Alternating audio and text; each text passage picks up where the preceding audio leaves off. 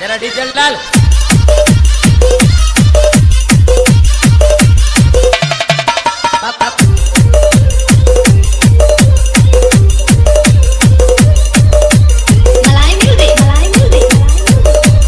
आपके सामने एक बड़ा सा गोल भी है।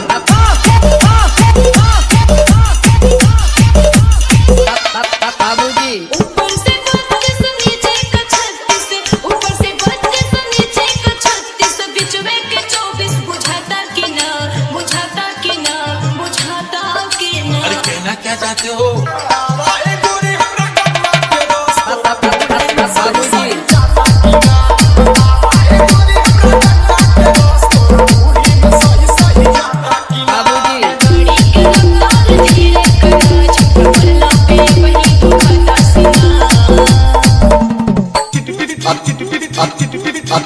अब जल्दी बोल, कल सुबह पनवेल